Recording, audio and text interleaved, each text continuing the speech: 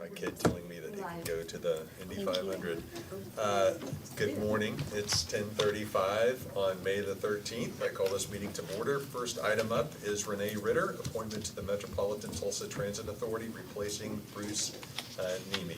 Term expires July 31st, 2028. Morning. Good morning. How you doing? Doing well, thank you. Good. Nice to see you. So tell us a little bit about yourself, why you want to serve on MTTA, and how we can support you in that way. Sure.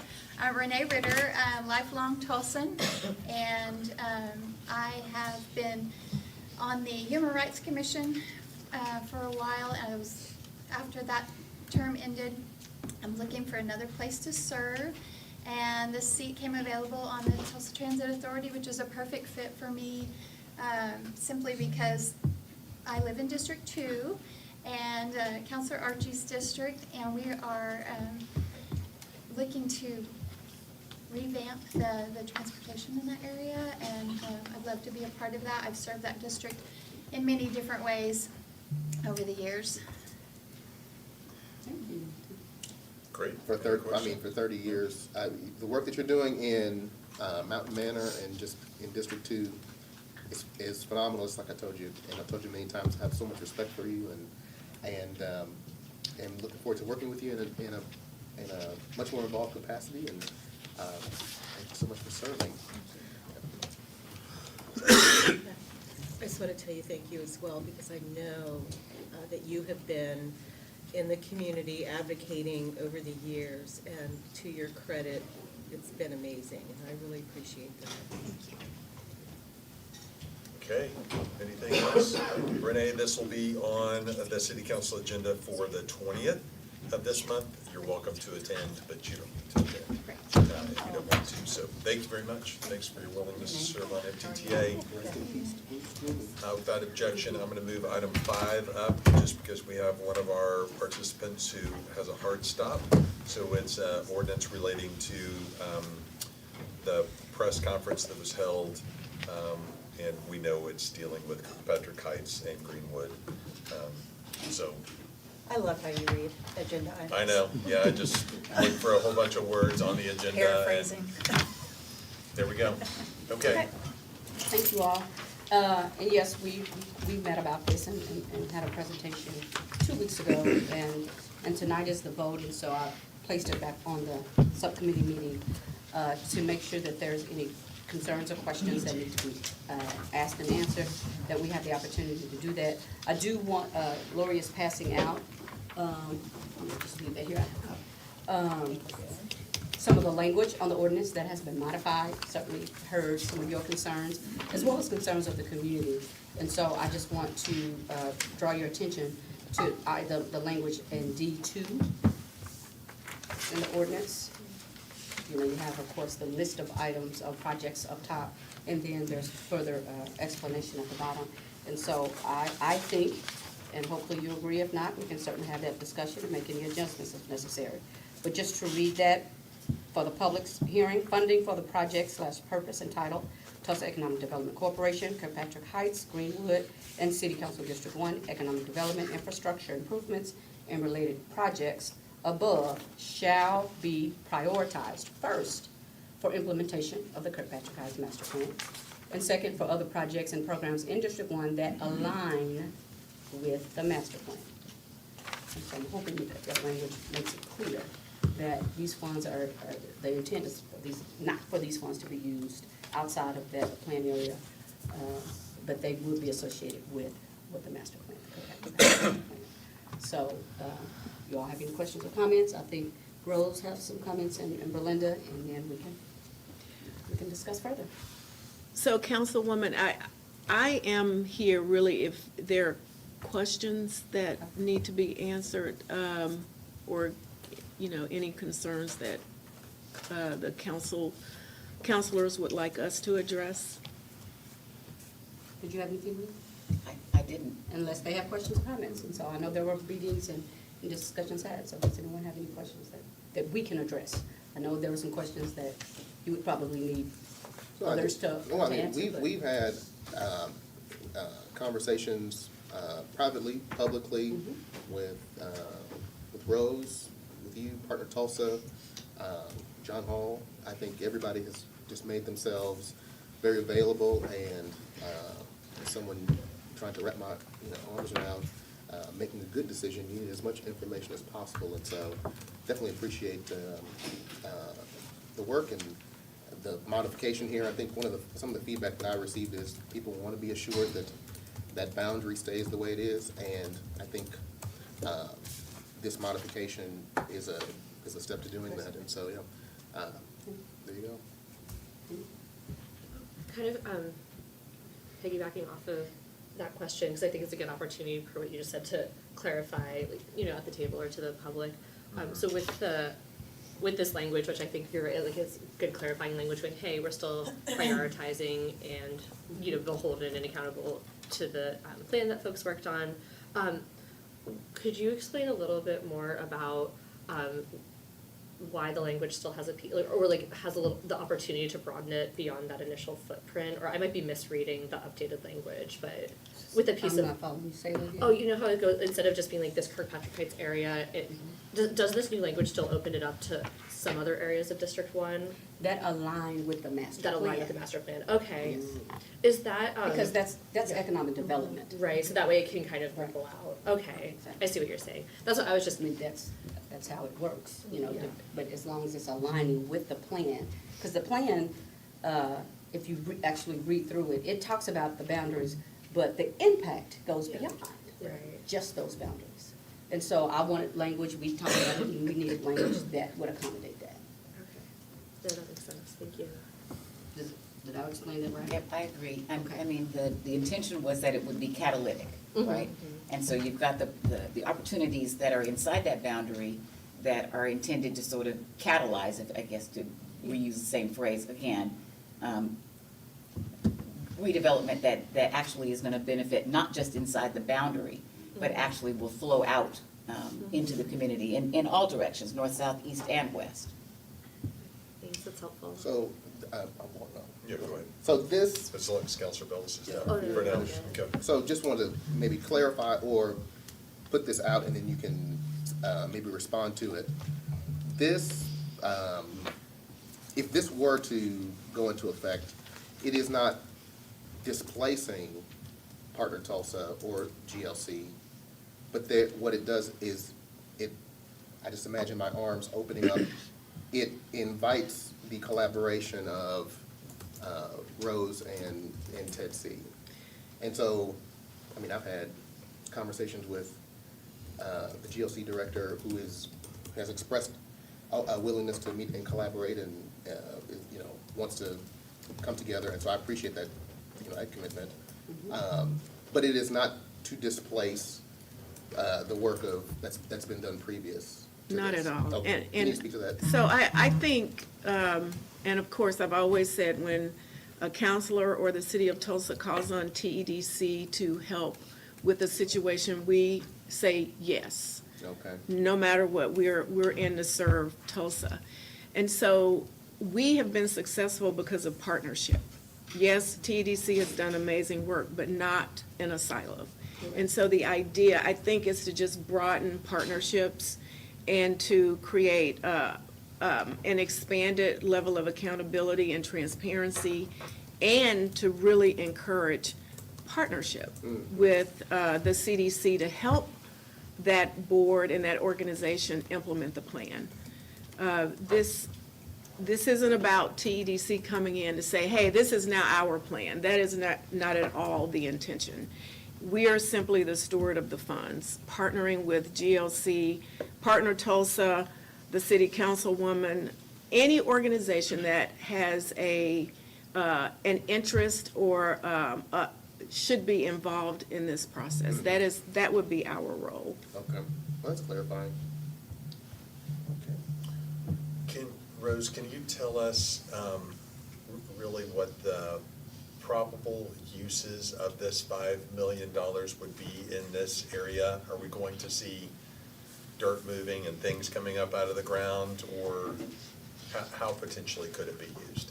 And so, I'm not a planner, but we do fund large construction projects, and we know that before they can get started, an assessment and a feasibility study has to be done. And my guess, and I have not yet met with GLC to talk about where they see the first steps as being, but when you look at the plan itself, it implies that the next steps are really to determine feasibility. And so I think the plan is wonderful. It involves a lot of community input. I think now we have to assess what is the reality of what's been proposed, and if changes need to be made through some, lots of feasibility assessments, I think, then that has to happen, and it has to be brought back to the community that supported and built the plan. And so I don't expect, based on my experience, that this $5 million will move dirt. It is an implementation grant. Before you can implement a plan, you have to really assess the capacity of the plan to deliver the outcomes that are proposed. That is my perspective. Now, Berlinda, you may have a different one because you were at every meeting of the process. And I would just reiterate what Rose is saying. The vision, as it currently stands in the master plan, is, quite forward-leaning. And I would call it world-class. But it's not, but the master plan as it's currently written is not an implementation plan. And so if we're looking at all the pre-development efforts that need to go on, the feasibility analysis that need to go on, the infrastructure that needs to be identified, that all of that needs to happen before you actually start turning dirt. I mean, it's wonderful to have something that you call a shovel-ready project, but is it the right shovel-ready project? And is the actual boundary prepared to be able to take those projects and elevate them to their best and highest use? And what we're actually asserting is that this next step is precisely the kind of step that we see in other phase projects throughout the city. So, whether it's the Mother Road District, which I'm deeply familiar with, I live adjacent to it. They didn't just put up the pretty multicolored lights first. You actually have to have a whole strategic plan for how you're going to like bring that vision to life. Ditto for we talked about Tulsa Hills before. We've talked about the work that's been done on Kendall Whittier. That these assessments, these analyses are vital if we actually are hoping to be able to see that plan come to its highest and best fruition.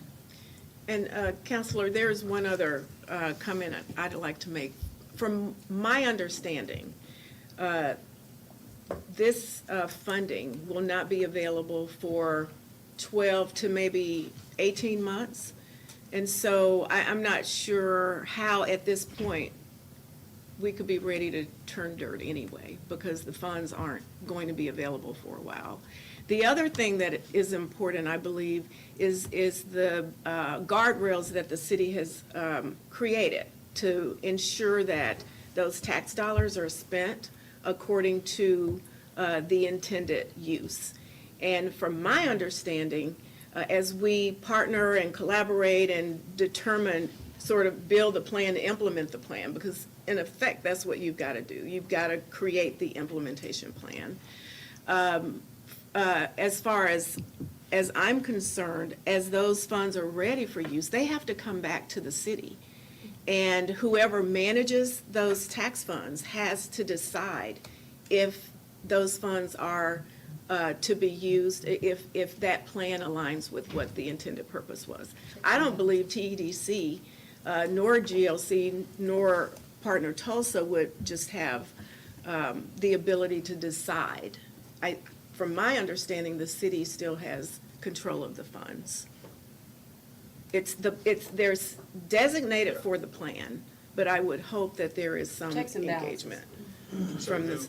So following that through, if TEDC, GLC, and Partner Tulsa don't have the authority to do it, but the city does, who at the city does? Who at the city is going to say, yes, it aligns with the plan and we can spend it on these things? Well, I think that's where we are now. We're talking about identifying an appropriate partner for this next step of the development. But we're just simply asserting that that it's not time to turn dirt, because there is that narrative that's out there. What we're also saying, though, is that the pre-development operations need to begin. There's zoning implications, there's land use implications, there's infrastructure implications, so there's a lot more study that needs to underlie the plan before we actually start turning dirt. But I don't believe the city, when the city has $5 million, is going to write a check to TEDC, nor anyone, to start deploying those funds. There has to be a more methodical process that is approved in order for those funds to be used. Okay, and do we have an outline for what that process is on our side? That's what we need to do. Okay, and is that And that's, coming, these are is the that, entities that we wanted to engage in order to do that. So that kind of Trusted leads into entities. a quick. she was Oh, sorry, before Jackie. you, unless Mine's this like, is right. it's germane, yeah. Okay, go. Directly, I promise Jackie, I know, I'm just bothering you, okay. No, because I know we're talking about the feasibility piece, and per your point, it's like, okay, what's the plan or next steps? I've been trying to wrap my arms around, the one thing I can't quite figure out is, is it TIF, there's some feasibility federal grant, TIF, what was it?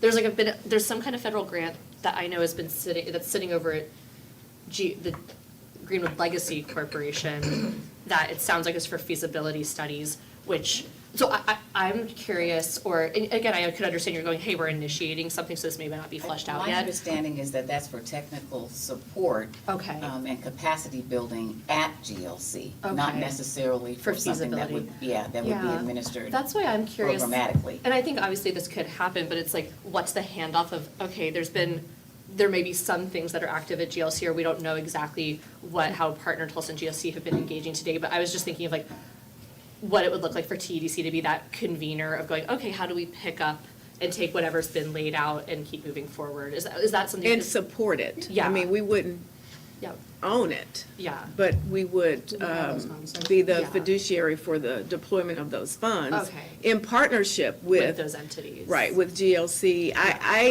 Or am the- not 100% sure how much support is coming from Partner Tulsa. I have not talked to, honestly, with GLC nor Partner Tulsa about implementation, but that has to be the first step. Of We do, course. we're planning to meet with GLC tomorrow. Oh, great. I was gonna ask if Because that folks had we've reached got out. to start the conversation. Yeah.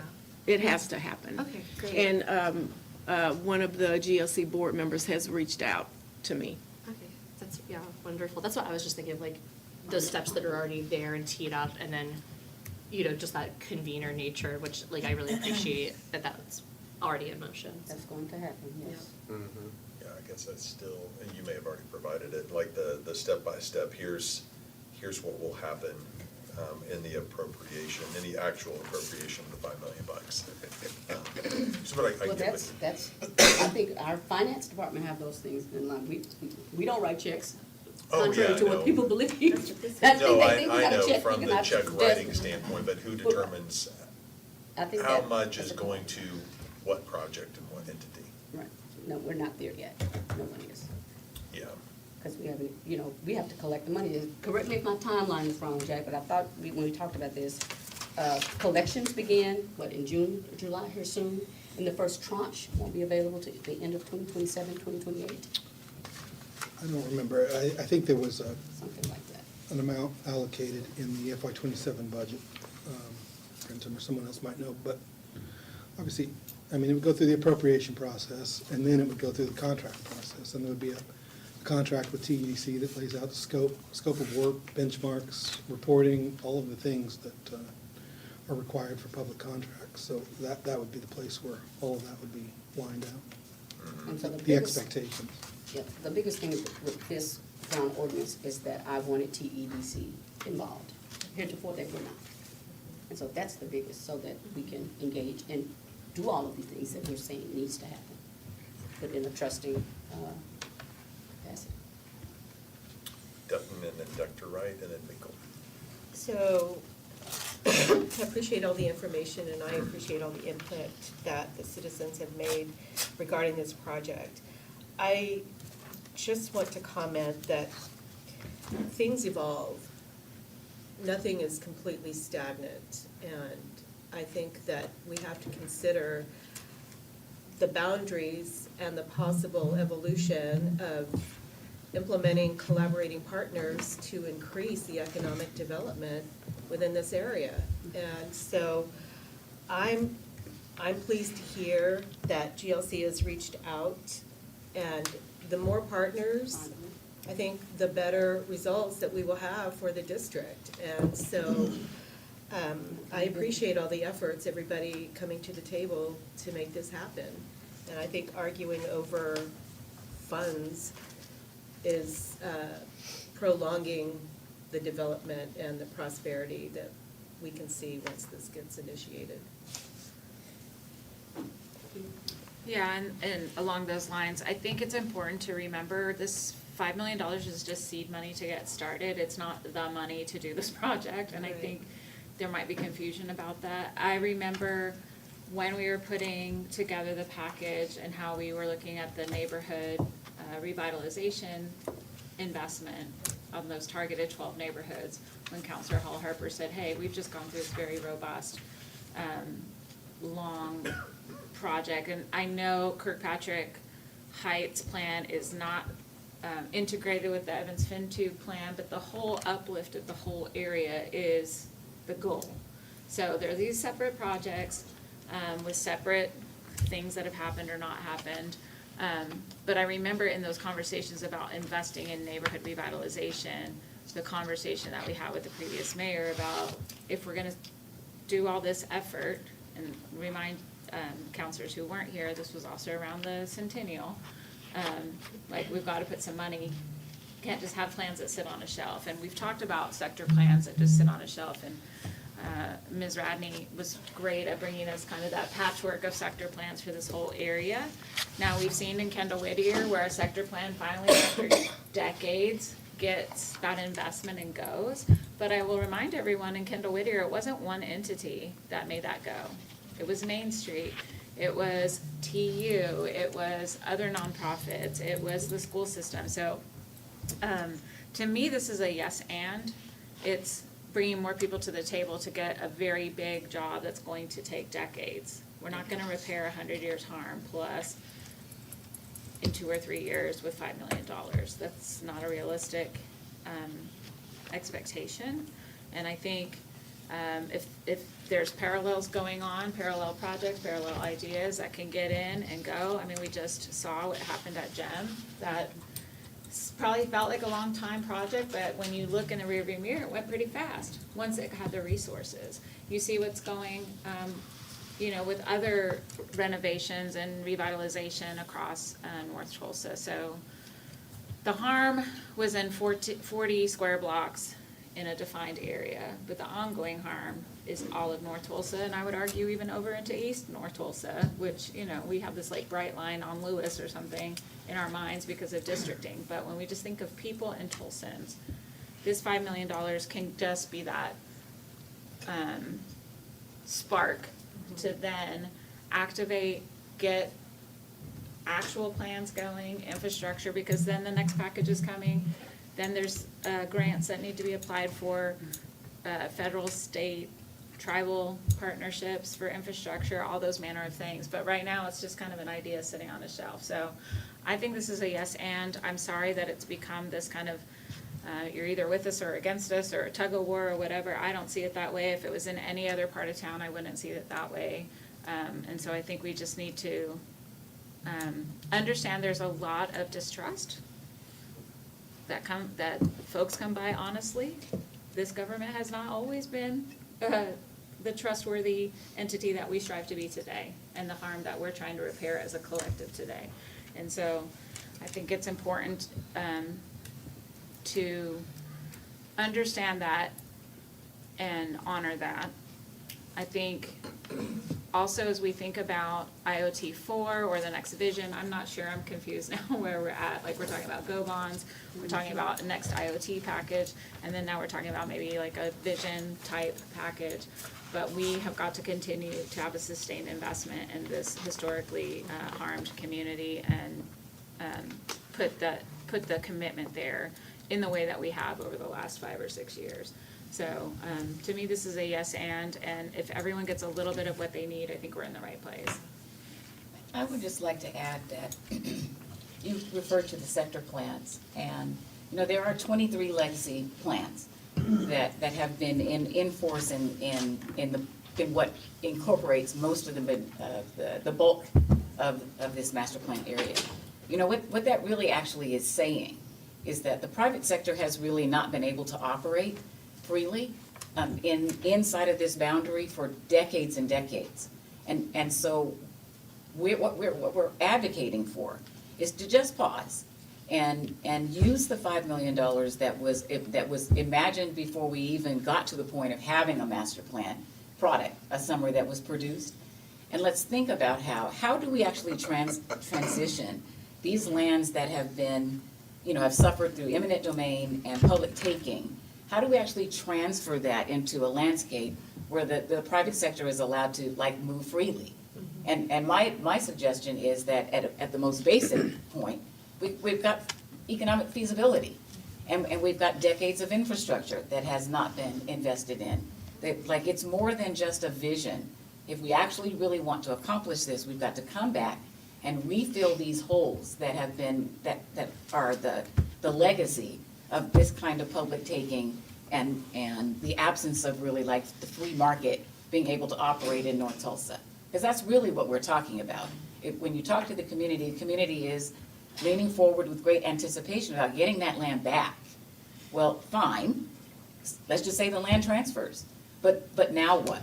But what we're talking about is let's actually create an economic vision that supports the planning vision that people came forth and supported so forcefully. Councilor Beagle? So I would just say, you know, as I was considering this, so what you said earlier, this kind of felt like a choose a side exercise, which I don't live in your community. I don't understand the relationship dynamics. So obviously, we all know comparatively, $5 million doesn't build much, especially when you're only spending $576,000 on sidewalks, right? So obviously, $5 million isn't gonna pull major projects out of the ground. Even on a $420 million TIF, that's a lot of money to build something significant. So obviously, there was no intentionality here in my mind to pull anything out of the ground specific to a geographic area. It was the intentionality to build up or create a plan that the community was behind. So if I had to summarize this, and correct me if I'm wrong, in the intent here, is this is actually to expand the folks at the table in collaboration. It's not to eliminate anybody who's previously been involved in the process. But I consider a split of factions between this organization and this organization. There's no intention, it's actually to bring all those entities to the table. And there's no intent to dilute the process or reporting. Really, all you're doing here is you're kind of codifying who will administrate the funds, right? So I just want to be clear in my own head about the intentionality of this. So anyway, I just wanted to make that comment. A trustworthy entity. Okay, because they'll submit a request for all the messages on my phone. So I'll just say, I'll just ask openly, is there anyone here that, before we end the discussion, that you want to speak to this subject? And if not, then that's fine, we'll move right along. No. Okay, but I feel like I've heard, Do you? well, this is not my item. Well, And so, no, but You can ask anybody. yeah, we put the item back on, I don't know who put the item back on. right, and so I definitely want to be respectful of the person who put the item on the agenda. But this is what I completely concur with sort of your analysis. We're trying to expand who's in the, at the table, collaborating. And so, if this was an ordinance that moved funds out of a plan that people voted for, I would not support it. That's not. Because people went to the polls and they said, this particular area, we're gonna be making the investments. So I that's, don't think this community would be the only one screaming that's that. exactly right. And it was, well, it was the entire city. I voted for it as well. I was not on the council, but I was a citizen of Tulsa. And so you wanna honor that, trust. And so the money is staying put. We're keeping the money where it is. The question is, who gets to collaborate about executing this plan? Yes. And so we have some trusted. Or I think more of like who's convening the Right. collaboration is what I'm hearing. And I love, I speak for myself, but I am appreciative of the work of Partner Tulsa. Obviously Greenwood is not in my area, even though we do have descendants in South Haven. Greenwood is not, I'm not dealt with Greenwood legacy. I appreciate the work of Partner Tulsa and, even my own personal life, I've been affected by the work of Ted C. And so I recognize the trust that you all have cultivated over the years, and so that is this opportunity to just open up that discussion and conversation is something that, I think might be helpful. So, but yeah, I think it's her item, so. Okay, you sure? Last call. Anyone else? Anything else? Yes, sir. Just a clarification on the budget. There is a FY '27 allocation of $2.5 million and an FY '28 allocation of $2.5 million in the capital plan. They are labeled Kirkpatrick Heights Greenwood Area Master Plan Implementation. So if this change is made, I would recommend making that change in the budget as well, the proposed budget. So it's in the proposed budget right now as you As cor- stated? As previously stated, as stated currently. Okay. And so So you're if this proposing to passes, then we have to update that. update that as well. At a Probably- different time or different agenda item, or you saying we do that? Probably through the technical changes to the budget, I would say. Through the budget, okay, technical changes through the budget. So y'all will take care of that. Okay. Or we request it. Anyone else? Anything else? Okay. Item 3, ordinance Thank you. related to a $950,000 donation from Tulsa Community Foundation for animal welfare. Who's helping? Oh, there we go. Sure. How you doing?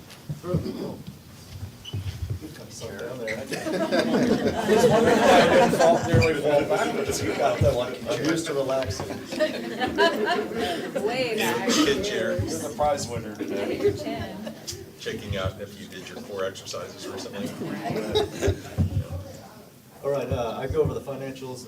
If we're all excited about the animal shelter, Mr. Zachary has more specifics I'm sure he can share with us, but hopefully I can address them right here. This is the second donation for the shelter. We're appropriating that $950,000. So far, the shelter's received $1.3 million. And this will be going to adding an on-site emergency generator, kennel care cleaning system, which is a huge thing, and just mechanical, electrical, plumbing system enhancements, AV and communications equipment, door hardware, building services, signage, and site infrastructure with some contingency funding. And the hope is that this is not the end. Correct. The hope is that we get a lot more from the public. Questions? Somebody want to deny this donation? Yeah. Oh, no. Be right there. Okay. Oh, that's Oh, so he- 2 years see- ago. See, he raised his hand first. Chris, why would you He do wants to that? appropriate just to the cat room. Yeah. Yeah. that's so and by the, paying for the kennel cleaning system, hopefully Yep. that'll encourage more volunteerism out there. Yep.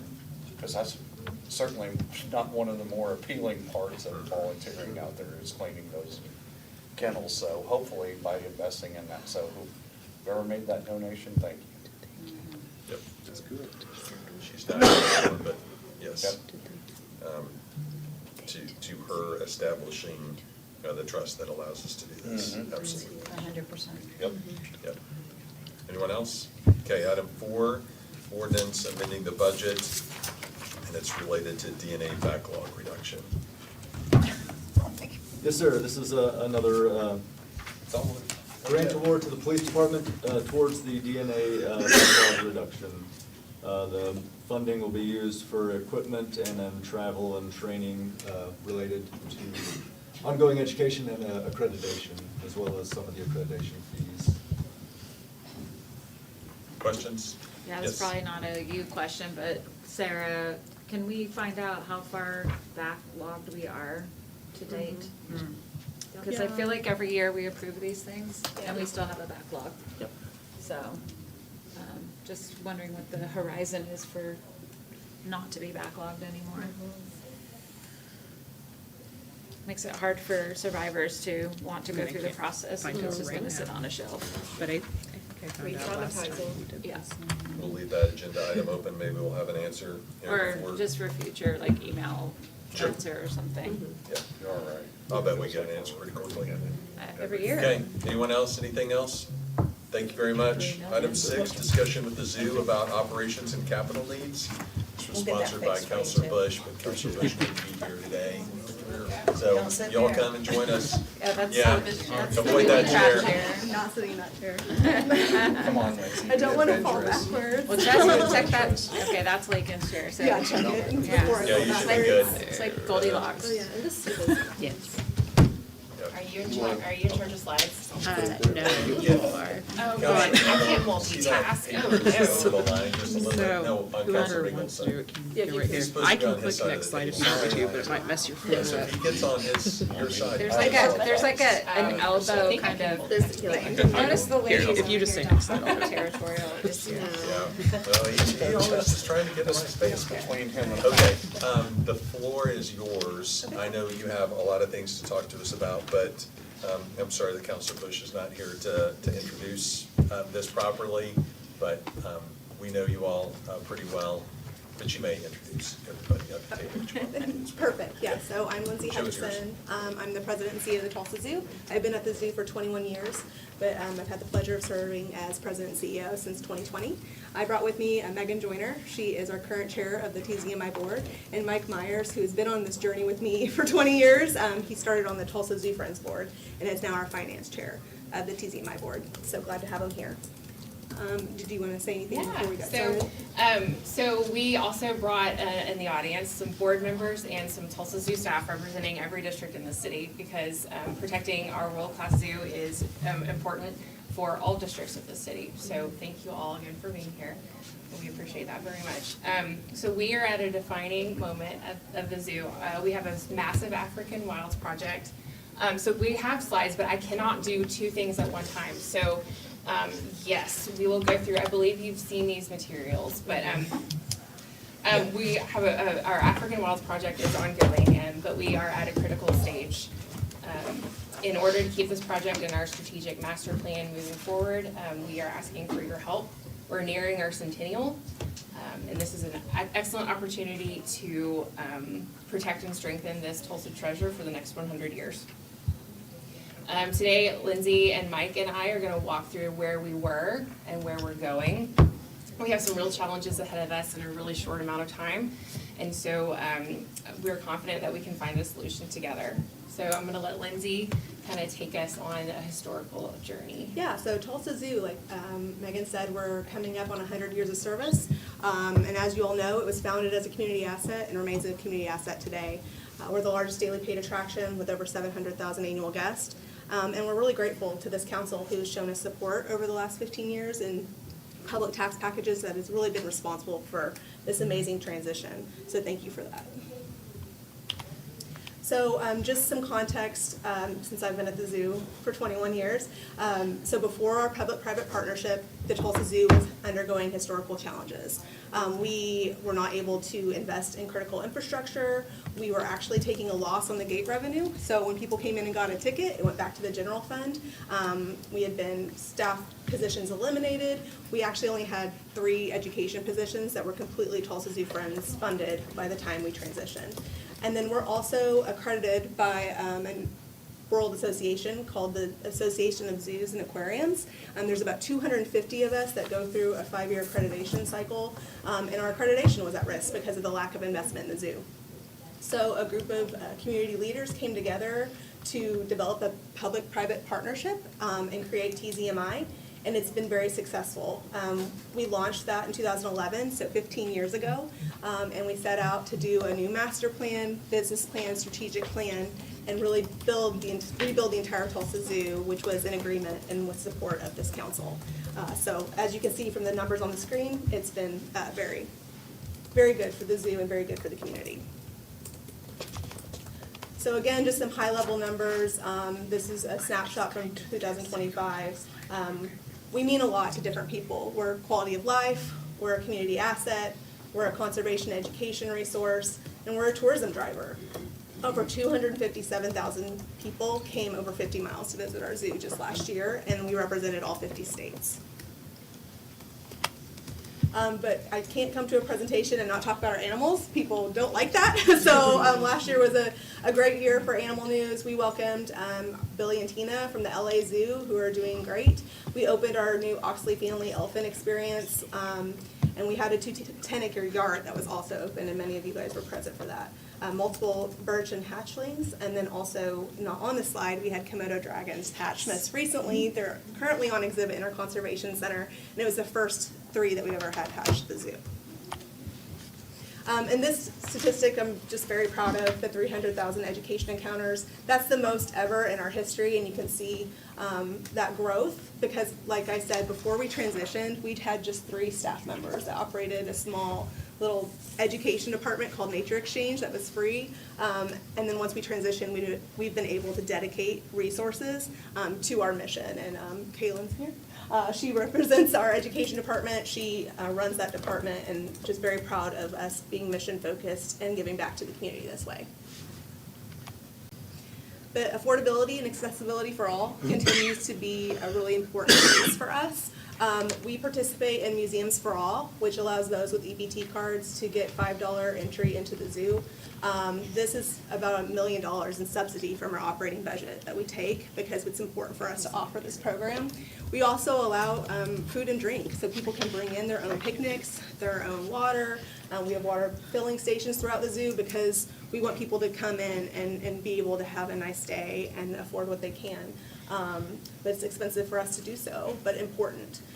Tulsa Zoo field trips for Tulsa schools are free, and then discounted admission for those that are not in Tulsa, and then about 53% are from Title I schools.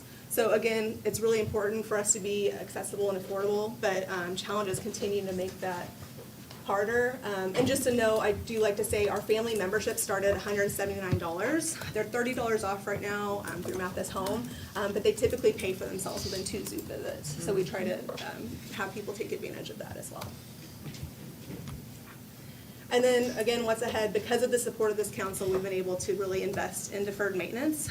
We know we have millions of dollars in deferred maintenance, just being a 99-year-old facility.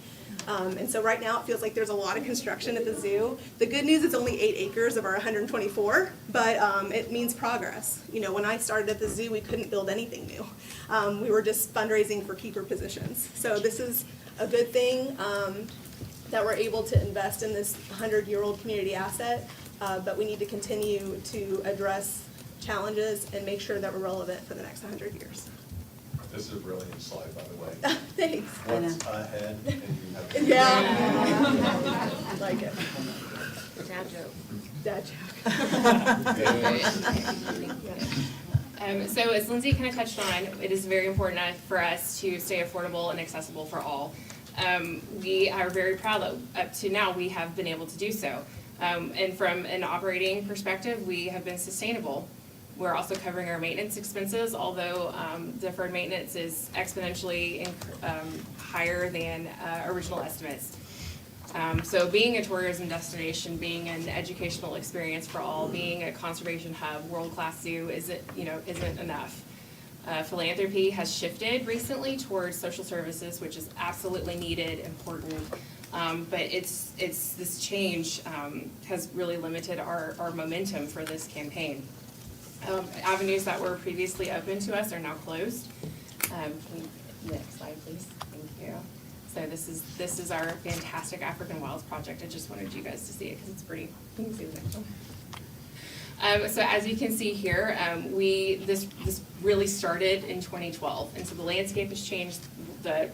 Everything is different than it was, and so we're asking for your help to reach this finish line. Next slide, please.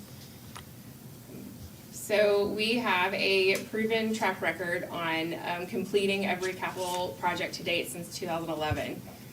We generally follow the same formula. We get to 70% through donor funds and through monies allocated through various city ballot measures. At that point, the board votes on proceeding with groundbreaking, and then the 30% remaining usually comes from donors who kind of wait and see until the shovels are in the ground to contribute.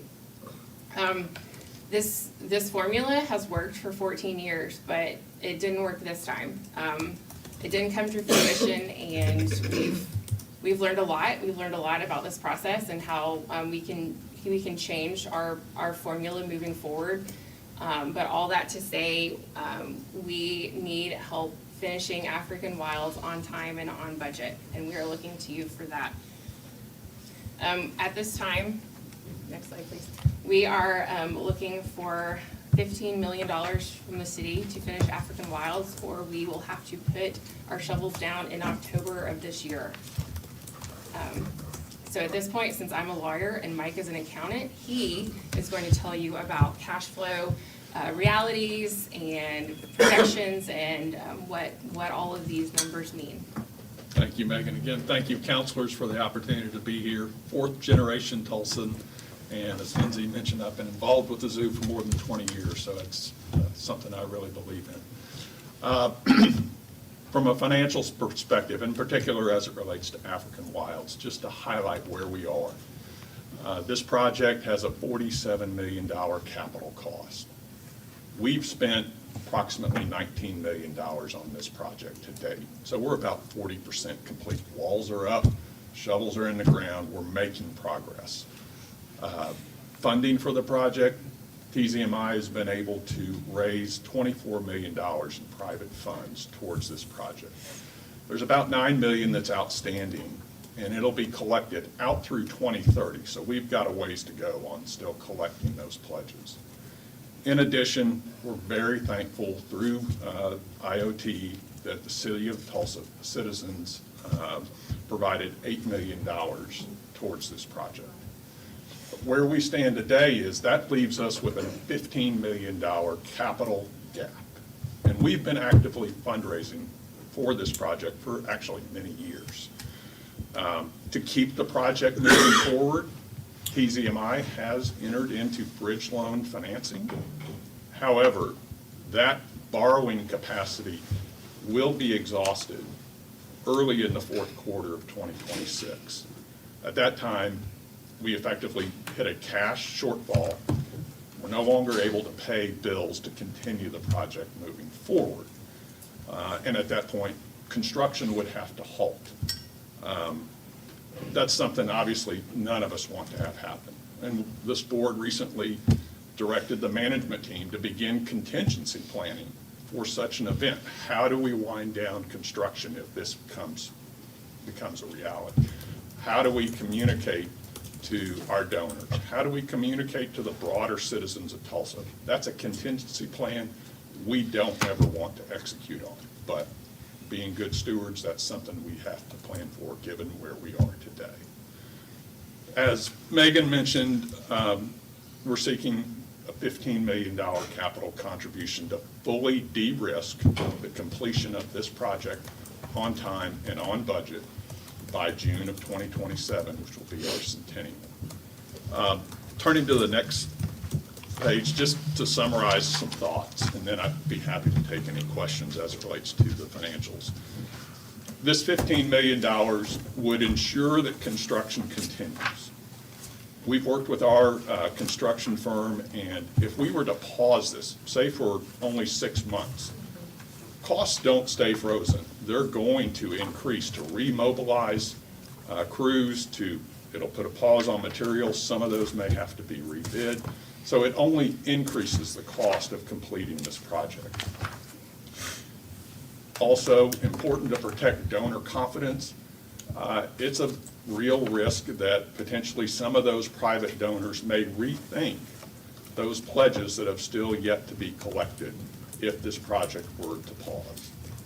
And then lastly, when I think about the Tulsa Zoo, I think about the outstanding public-private partnership we've seen for the last 15 years. It truly has been a partnership. I think the great example of that is the Elephants Project. Coming out of the pandemic, we all saw costs escalate. That's a reality. That project originally was intended to be fully funded by Vision. However, it faced a cash shortfall, not unlike African Wilds. The Tulsa Zoo team, the board, all jumped in when that arose. This board was fully supportive of the management team going out and fundraising to close that gap.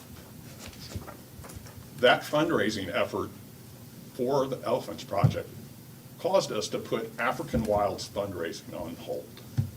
In addition, it probably soaked up some of the donor capacity that's out there in the market. But that was the right thing to do in all of our minds, was to get that Elephant Project completed, because that's what a real partnership looks like. And so with that, again, we're seeking continuation of that partnership, would be most appreciative, and respectfully submit or request additional support from the city to complete this project. Happy to answer any questions. Okay, Counselor Dutton has one, then Bingle, then Dr. Wright. Actually, I have more than one. Big surprise. You know, from you're only allowed 3. Just fine. Charter Ask as many as you want. Thank you, appreciate that. So, my first question is, without that, how would that affect staffing? It impacts staffing longer term in terms of if we're trying to cover that gap, we potentially have to raise admissions prices, potentially rationalize some of our staffing. If we're trying, those are all levers that you can potentially pull, but I think that long-term dilutes the quality of the product that the Tulsa Zoo has historically delivered to the citizens of Tulsa and what they expect based on the track record over the last 15 years. So, off-the-wall question, how many vets do you have on staff? We have 2 vets and 2 vet techs, Okay. and then 1 hospital. Yeah, that's still not a lot.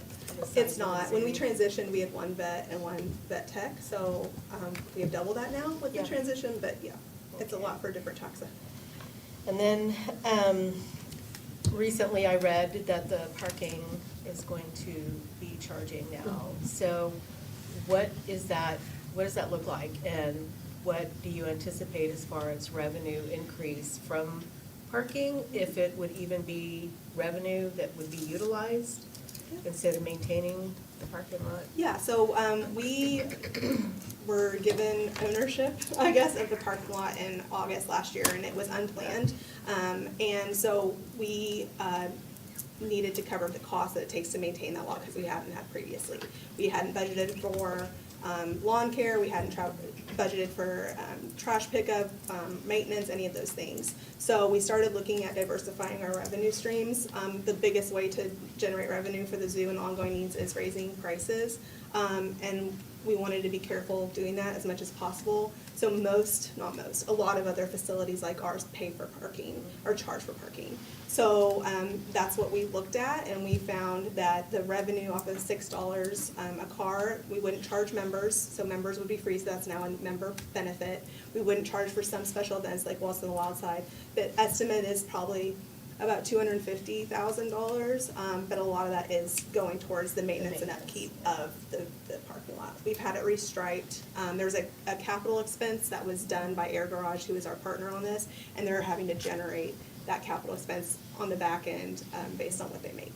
Yeah, I imagine it costs quite a bit to maintain that parking lot. Yes, and we also need, since we were assuming the liability, we needed a way Yeah. to shut off that lot when we're not open. Yeah. And we didn't have the capital funds to be able to do that, and so that was another piece that we needed to find funding for. And by entering into this agreement, it allowed us to find those funds. Will you be fencing it in?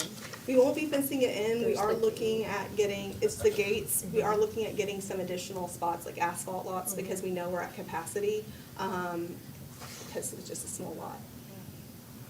Okay, I appreciate that. Of course. What would the cost look like for schools as far as the bus? Yeah, we're not charging for the school bus parking. We had allocated a spot in Mohawk where they parked, but the Parks Department has asked us to find a different location. But we don't want the bus drivers to have to walk half a mile to get to the zoo. So we're still looking at what that looks like, but the buses would not be charged to park. I appreciate the information, thank you. Scooter. Finished. Good. Bingo? Lindsay, thank you for coming to my last town hall. I think a lot of people appreciate what you guys do. Mike, you and I have been engaged in a conversation around this and Yes, sir. deferments and things of that nature. So I think you and I and the mayor went to the groundbreaking of this project, the African Wilds, last year. So I kind of feel like I'm obligated here a little bit. The elephant exhibit, I mean, just amazing. I love getting the emails from you specifically on what's going on in the zoo. And tell me, really, when you're talking about donors from the private sector, did you kind of imply that there was kind of some donor fatigue? Absolutely. That's what we're hearing from our donors. There's a bit of donor fatigue, and then many are prioritizing social services, as Megan and Lindsay had mentioned earlier. And you hear that a little bit in terms of some of those private dollars that I was referencing earlier that were raised to complete the Elephants project, soaking up some of that donor capacity or contributing, another way to say it is that fatigue in terms of completing this African Wilds project. Well, and I would just reiterate the programs that you create, like you're gonna create you have a summer camp. Yeah. You know, for students and things of that nature. You make it affordable and accessible, so obviously the zoo is just like our animal shelter, something we need to, because I actually found out that a painted dog was a real thing, and not the TikTok trend that I saw where people were painting their dogs. And they have 20 puppies at once. Yes, Yeah, up to 20 puppies. that's crazy. Yeah. I'm No, I fostering learned that 5 right now, and I can't even imagine having that many. So thank you for what you guys do, I appreciate that. Okay. Counselor Dr. Wright? Thank you. Thanks for the numbers. I was just, can we go back to that slide where the dollars and cents are there? So on the 8.8 outstanding pledges, can you remind us the time horizon on those? Those will be collected out through 2030. 2030. And then bridge loan, on the endowment, capacity exhausted, okay. And I lead Tulsa Opera, so I know the pain that you all are experiencing with having needs and ongoing. And, you know, in times like this, of course, food, shelter, clothing takes precedence always. But I always like to remind citizens, like, we all collectively own the animals at the zoo. Yeah. And we have to take care of them, or we should not have them, because that's not fair, right, to them. So I just, solidarity. I've been on the social service side during the pandemic of raising money to feed people, so I get it. And to be a world-class city, we need to have art, culture, all of the things. So on the 15 million, so 10 million is like immediate need, and 5, what's the gap there? Sure. 15 million is our true gap in terms of financing. We've cost 47 million. We've raised between private donors and the city 32 million. 10 million is the gap to cover that cash shortfall between the fall and completion in June. However, we would still have a significant bridge loan out through 2030 that we will have to address in some manner with, if you only had 10 of that 15, that 5's gonna show up in debt that we're gonna have to service in some manner. And Yes, but if we can get to the 10, then we have some time to get the other 5 correct. till 2030. And I will just, we have some packages coming, we have some GO bonds coming, we have some lodging tax discussions. There's some other revenue options. I mean, I understand for peace of mind, 15 would, The challenge. we all sleep well, but Absolutely. The challenge candidly is the interest expense that goes with it, carrying that debt. That, you're talking $2.5 million cumulatively over that period, so till that. 27. Till 20, that, yes. Okay. Out till 2030. So that's something that this management team, the board, will have to address in some fashion, is simply paying the debt, then on top, paying the interest on the debt, and then ultimately repaying that debt. So going back to the 8.8 of outstanding pledges, is there any way to accelerate them if you had the 15? Would that be a incentive on some of these, or is it locked in? We've been active, and Lindsay can speak to this more, but we've been actively working with all of our donors to find ways to accelerate it, candidly, to increase Sure. their donations, and it's honestly been a challenge to achieve that. Okay. Yeah, and again, we had success with elephants and with Lost Kingdom where we fundraised for those difference. It was 8.3 for elephants and 5 million for Lost Kingdom, and those came solely from private dollars. And I think our donors are now just kind of waiting to see, hopefully, if the city can help, since we're a city asset. But the conversations have been supportive, and definitely recognizing that a lot of their commitments are shifting to social services as well, so they understand the landscape has changed drastically even since we broke ground. Counselor? I think you touched on sort of the debts, just the 10 million versus the 15 million. So do I have another question? Because the email that I got, I feel like it was for 10. Yes, it was. 10 million is the minimum that would allow us, just given our. Stay on schedule. Stay on, given the debt financing we've already secured, but we run out of borrowing capacity at that point, so another 10 million gets us home to completion, but you still have, a balance that's been financed with debt that ultimately we're going to have to resolve. And the interest, yes. So it was IoT funding was 8. The IoT one, that was in 2012. Right. Or 13. And then the 15, if we gave it, we'd be in 23. My question, here's the other question. Maintenance, you get it built, it just goes on your operating budget? Yes. Okay. We do have the ability to go after public funding when possible, so we went, for IoT 3 in particular, we had a large maintenance item come up for our rainforest, which is turning 30 years old next year, if you all can believe it. It was $8 million, and we needed a new HVAC, electrical system, and water filtration system, and we were allocated $8 million. And that's currently underway, that project. So sometimes on things, we're able to get some maintenance help, but for right now, we've put maintenance programs in place, especially for our new builds. We have contracts with HVAC. We have generators on all these buildings. Generators, crazy enough, are kind of a new thing. In the last 15 years, we didn't have generators on buildings previously. So when we had that big ice storm back in 2007, we just lost power and had to scramble.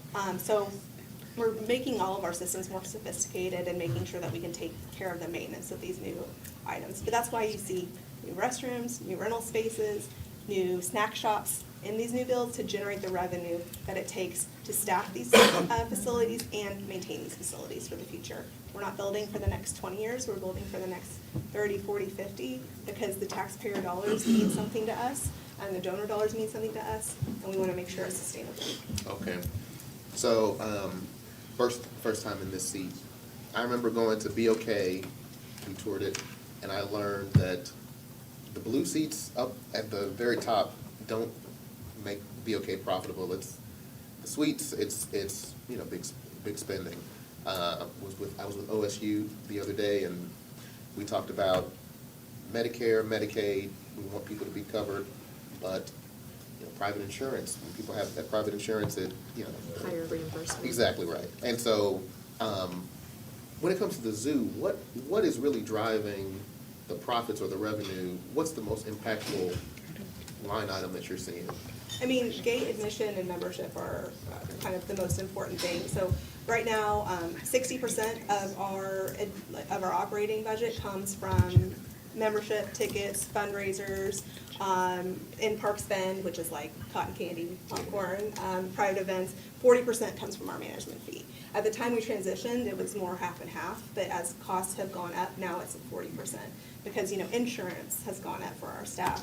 We're in the middle of a compensation strategy. I have a large percentage of staff that aren't even, they're at their minimum, but they're not in their range based on their tenure or experience. So there's lots of things that are driving up cost, and, you know, we always talk about how we didn't talk about compensation as much 20 years ago. We probably should have, but now everyone's really feeling those costs when they go to the grocery store. And so we really need our staff to be able to have a livable wage, just like we need to remain accessible and affordable for all. One thing I'd add along those lines that I think about is when the public-private partnership started, the best estimate of the deferred maintenance at the Tulsa Zoo was $4 million. Today, our deferred maintenance is roughly $35 million. We've been through a comprehensive program to identify deferred maintenance items. So we know what those items are. To date, since our public-private partnership, we've spent more than $20 million on maintenance. The last several years, roughly $3 million a year on maintenance. So that's a real challenge for us. That does soak up some of that operating budget to cover that maintenance. And it's all circular, it's all interrelated, but African Wilds is a key part towards driving more visitors, whether they're citizens of Tulsa or from all other 50 states, through that gate. And we've been successful to increase visitors to the zoo to 700,000 people. There's a case that we have, and we believe in it, that we approach 1 million visitors a year over the next 5 years. We think this project is that impactful. Thank you. Yes, if I'm remembering IoT 3, the ask was 25 million, is that right? 25.7. Yeah. So I just, for level set for everyone, they got 8, they asked for 25. We did get 25.7. Oh, you did? Yeah, we got 8, that was one example of a project. We had asked for 50 and got 25.7. Okay, I knew, like, we gave a lot, but it wasn't nearly what was needed, so just for context. Yeah, thank you. Yes, and I wanted to just reiterate, June 2027 is a centennial, so this project timeline is it to open with the centennial. Yeah, So it's that's our the other thing to consider. It's the 100-year anniversary, and we know how much effort's gone into our current centennial that we're working towards. So just, you know, their job is to come before us and give us the down and dirty of what it's gonna cost to continue to have a world-class facility in a world-class city. It's our job to figure out where the resources come from. We have a lot of competing interests and ideas and needs, but I think also timing is one of the considerations that we need to do in our kind of matrix of prioritization. So I appreciate, you all have the hardest job in the world, and we get these heartbreaking emails from you all the time, which I appreciate, like the heads up. No, I mean, we get the joys and concerns, but it's never lost on me that it's people that are behind this, and people don't go into working with animals because, you know, they wanna take care of sick animals or dying animals, or, you know, it's heartbreaking. Maybe I'm a little more sensitive to it because I have a kid that like wants to go into zoology, so I definitely like think about a career in that and what that really means for you all. And I, again, will just say, if we're going to be a city that has animals from the Antarctic and the rainforest and everything in between, like, there's a responsibility that comes with that, otherwise we should not be doing that. Things you might never see. That, but also those animals didn't ask to be located in Tulsa, Oklahoma with no air conditioning for a summer because the city couldn't figure out how to pay for it, right? Like, if we wanna have these things, we are one of the most generous cities or TM, the most generous city. Thank America's you. most generous. America's most generous Sound like city. Thank you, Councilor Lincoln. And it looks like the public has shown up, but it's, you know, people don't have infinite dollars. And so I'm sure this was not lost on you all that there was an announcement that there's $103 million from the vision, you know, fund balances. So these are just things that I think we as the fiduciaries of the city need to weigh heavily and consider. I want to just highlight that if we do a 10 million and then do this 5, it's actually 7. So I think that's important to remember because of the interest. Right. So I hope after today, we can kind of get a summary maybe of what we discussed and like maybe what the options are, where we can look to kind of put together. A capital stack?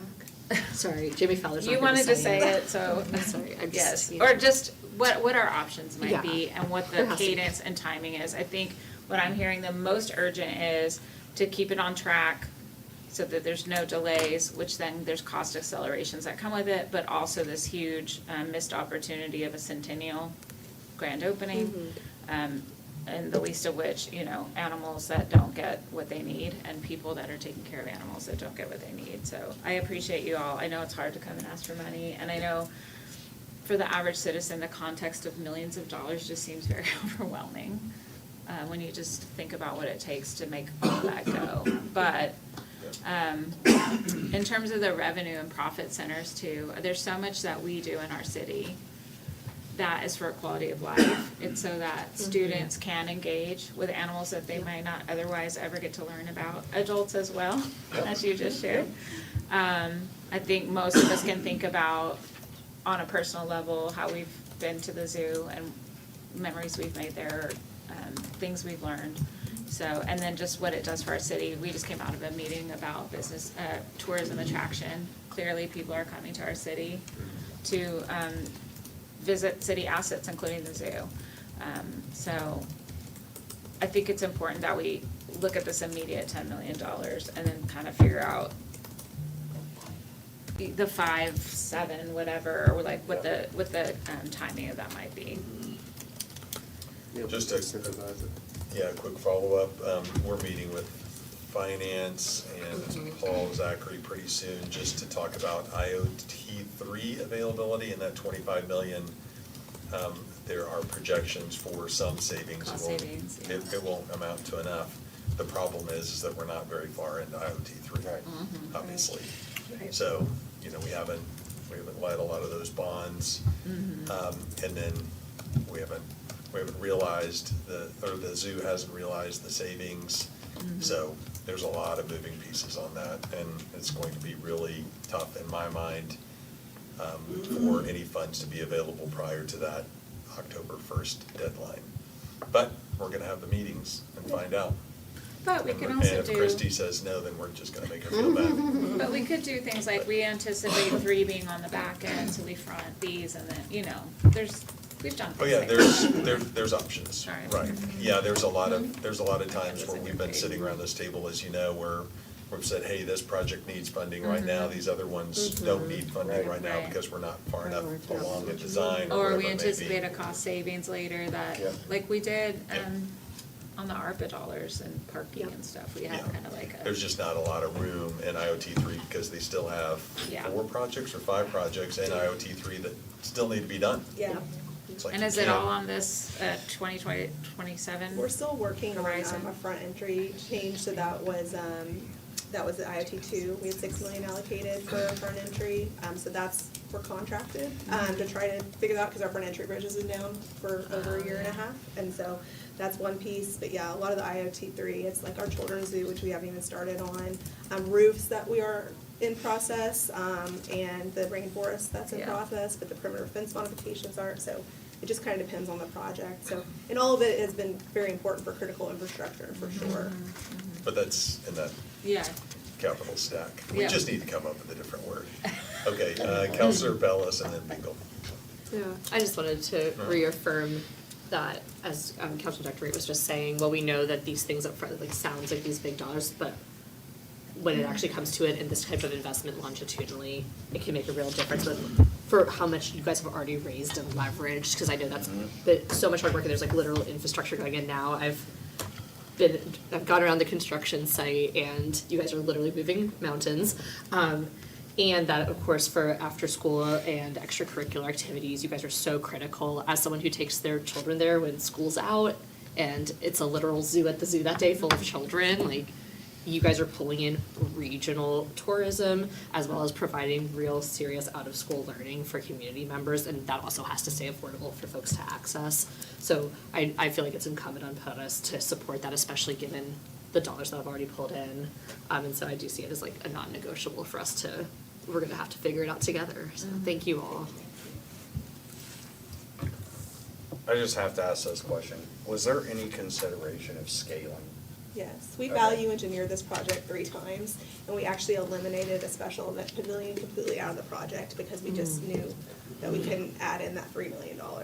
So we shrunk the boardwalk, we changed the building sizes, we did multiple things on 3 different rounds, and it just kept coming in higher. And that's what ultimately, our AZA accreditation, we were 50 years continuously accredited this year, which is a huge milestone.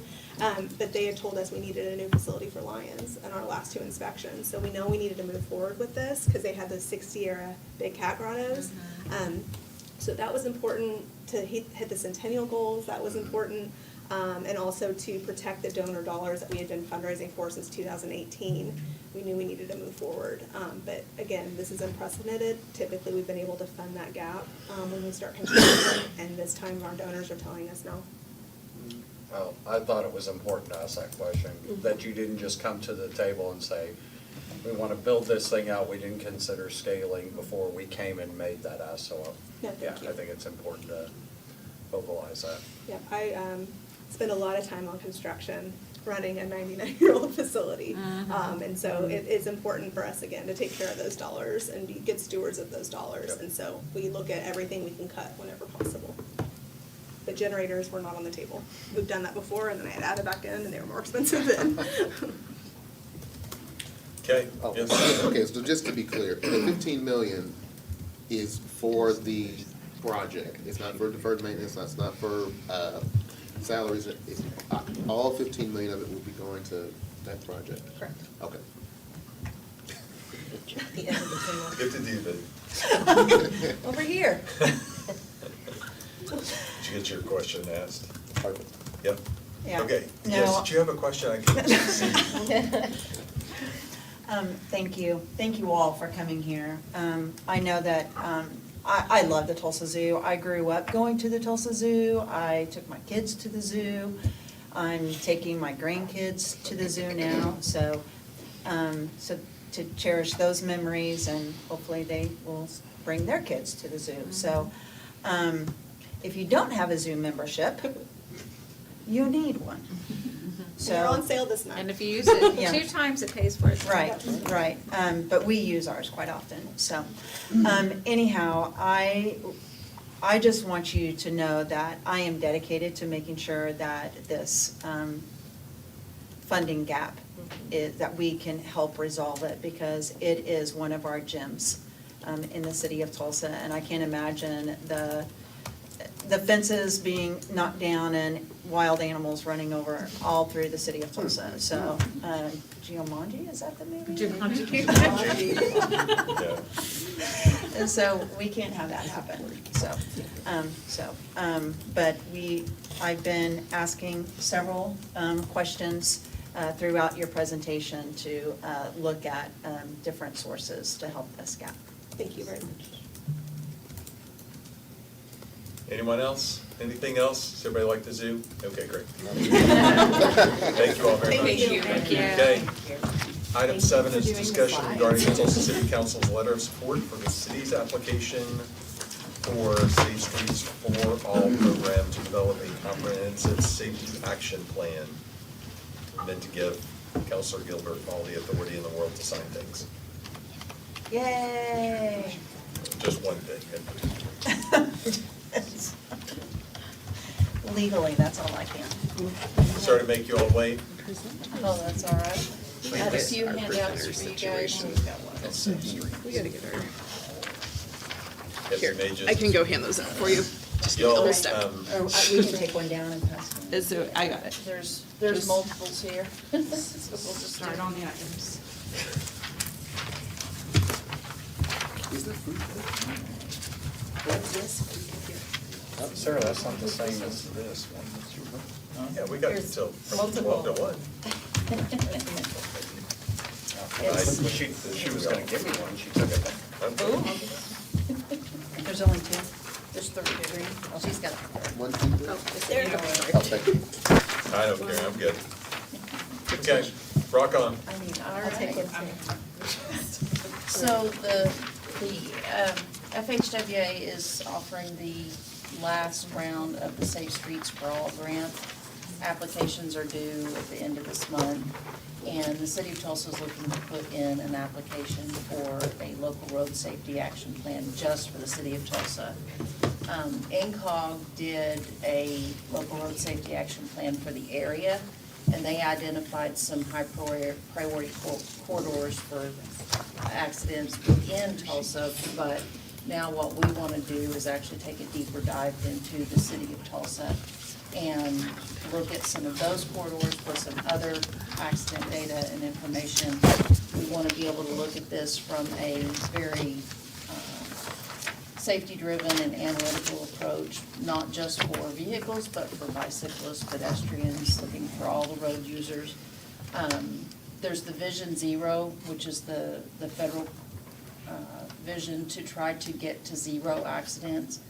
Obviously, that's a very difficult thing to do, but it's still a goal, and it's something that the city needs to be working towards, and every step we take to reduce accidents is a good step to take. So there's the Safe Systems approach, and the local road safety action plan is part of the Safe Systems approach. It's one countermeasure. And then that helps us to rank and identify where we have accident problems, what the good countermeasures are that we recommend for those. Try to identify low-hanging fruit for implementation, try to identify larger projects for implementation, and then that'll help us to use that in prioritizing and ranking our capital improvement program requests and our capital needs so that we can identify those based on these accident measures. So that's kind of the goal of it. And then there's a data sheet here that goes in and talks, this is what's going to be attached to the actual application. So this is talking about what we're actually looking to do with the program. So part of what we want to do is do some road safety audits, which actually goes out on the street with groups to look at, okay, what are the problems in these corridors have been identified. Now let's go take a deeper dive and look at these streets and see what's going on, what needs to happen. We get a lot of requests for accident issues. I get a lot of them from you guys. I try to address those as best we can, but we want to try to come up with a comprehensive and a range of tools that we can use to help address these things and to help prioritize them across all the districts in all of the city of Tulsa. So you would expect to get $860,000 plus or minus, is that correct? Right, Yes. we've identified $200,000 out of our traffic money for IoT 2 and 3 that we're gonna put towards it. And then this is a 80-20 match grant, so the federal government would be providing $800,000. Yeah, and then they're just, so if we get the grant in the end just provides for recommendations, for prioritization, for other things. No edicts, no, if we give you $800,000, you must do. No. Okay, This is just coming up with that plan, and then that gives us a structure and a framework to move forward with prioritizing capital funding and things as we get Yep. the new CIP packages coming. okay. I just wanted to make sure. We had somebody propose at one point lowering the speed limits to 17 miles an hour all across Tulsa in order to achieve our zero fatality rate or whatever he was shooting for at that time. I was like, I don't think it's gonna go over well, but he was pretty stuck on the 17 miles an hour. Okay, so Archie and then Bingle and No, the no, deck. no, no. Oh, Archie and the deck driver. Thank you so much. for going after this grant. I think anytime you can get or compete for federal funds to bring it into the city, that's always good.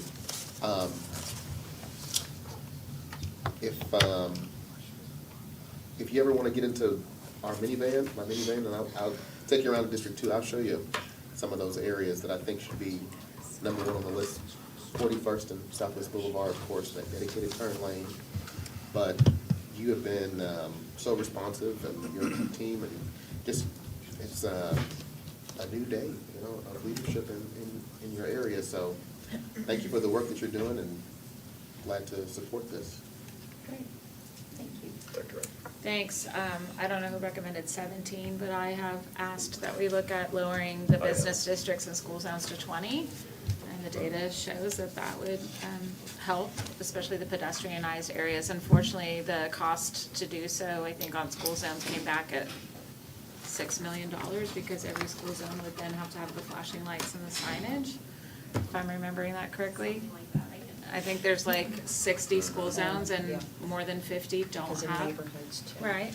Yeah. So, just something, as we talk about Vision Zero, we've had a lot of, in every district where there's schools, either crashes or near crashes.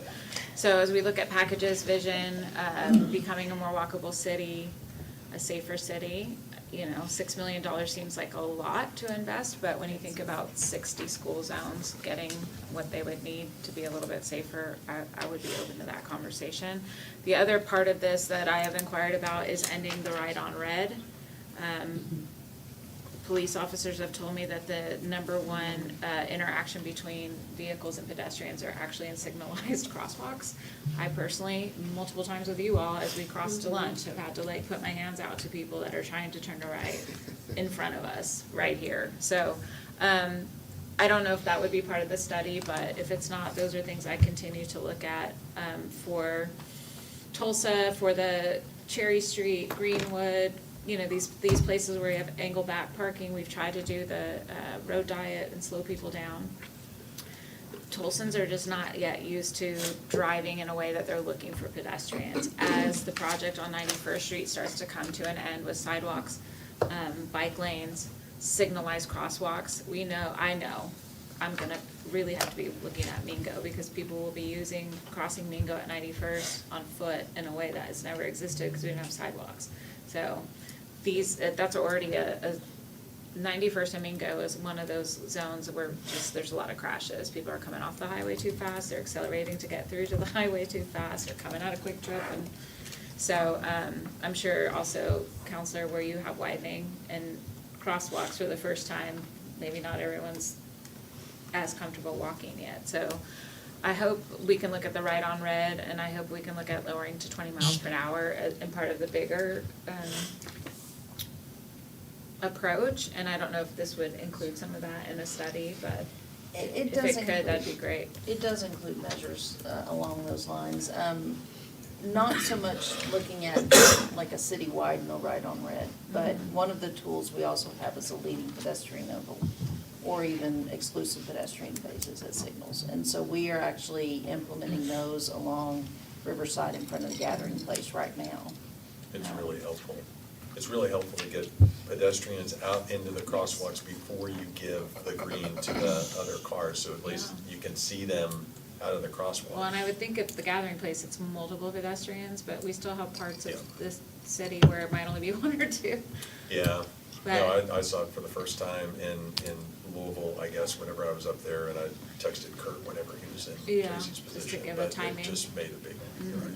So those are just things that we should continue to look at as we're doing these infrastructure improvements at hopefully 41st Street as well. Because I think we know that for people to feel comfortable walking or biking or doing active transportation, they have to have a little bit of confidence that the road will be shared. So I totally support this, and I do hope we can, if we need to go more patchwork and not citywide, look at these places where we have invested on economic development, on Route 66, along 11th Street. I know it's controversial, the bike lanes, but they're there because we want people to feel comfortable walking to those businesses. Cherry Street, Brookside, Greenwood, you know, any of these, I guess the Sobo district, you know, is gonna become more of that kind of area. Just any of those places where we want people to walk I just have a lot of. between restaurants, businesses and things, and we gotta make sure it's safe for them. And we have a real, one of my most requested things from constituents, per what you're saying, is signalized crosswalks, a number of places where it's like they really are trying to get from point A to point B, that would create economic vibrancy, and they just safely can't. And then maybe this like timing thing, so that drivers just get used to like when it's signalized, they're gonna go first. The walkers and the riders are gonna go Yeah. first. Yeah. So we just know. That's ordinance. They have the right of way. They do. Oh, they do, but if you Yeah. release them at the same time, then sometimes it's hard to see them out of the Pedestrians right always side. have the right of way, whether they're in a crosswalk or not, but I mean, just looking around our city, there's Yeah. a lot of When they crashes. jump out of the When- road. Right, or the When cars. someone is turning right, they're not looking, they're only looking to the To the left. left. Yes. They're not looking both ways. Yeah. So. Yes, if And you let them. pedestrians need to know that too. That's why I'm like, I'll make eye contact. Do you see me? Right? And And then I sometimes, know. and sometimes they I go don't into depend it. on that because you're gonna get clipped. Right. Yeah. Okay, Dutton and then Bingle. So I'm looking at the maps and I find them really helpful because it seems to really target districts 1, 3, and portions of District 6, which definitely show the underserved communities. I appreciate the information in regards to that, as well as the last couple of sentences of the safety impact and the areas indicating persistent poverty. And there are a disproportionate share of fatal crashes in these underserved communities. So I really appreciate that aspect. And that also highlights to me that I do know from my district that we have a high concentration of people with disabilities compared to Tulsa as a whole. And that in these areas, they also lack sidewalks and curbs. It's an older portion of the city of Tulsa. We have culverts. We have lots of creeks running through the area. So the fact that this has been highlighted, I can really appreciate, and I want to support this as much as possible, but also consider the ability for the handicap to move around in these communities where it's underserved, because even though we have these traffic fatalities, we're not considering the people utilizing mobile devices such as wheelchairs actually have to commute and traverse on streets and not sidewalks due to the lack of sidewalks. And that also includes blind individuals. And so seniors as well. And so I'm really glad, and I'd love to do a deeper dive with you on how we can make this happen for greater results. And I know the amount of money isn't a lot in the bigger scheme of things, but I'm pleased that there's even just a start to the consideration of these areas. So thank you. Can we get bigger maps of these? Yes. Yes. For like, I know Or if there's I like an keep trying ArcGIS, to do that. yeah, the X's are fatal crashes, but you need your, Someday, we're gonna be able to do that with paper. Well, I think we get, are these GIS maps we could get a link to? It has a map, Okay. so. I believe it is actually, it's in a GIS format we can get a hold of. that'd That'd be be great, helpful, because so then we we can zoom in and out. Mhm. I need to bring my magnifying glass. All right, Bingle, bring us home. yeah. Yeah, so obviously, I'd never heard the conversation about potentially slowing down school zone traffic to 20 miles an hour. I know, I'd it never heard got that out of a before. conversation. Yeah, because That's why I I've said it had right now. a constituent who's talking about a school, you know exactly where I'm talking about, Terry, which ended up being the Broken Arrow district, and it's a county requirement, and of course, they want a safe crossing there because of, the high-speed traffic that passes through there, and we see this all the time. Most people, I love driving downtown, because I love watching the jackrabbit drivers go from light to light to light to light.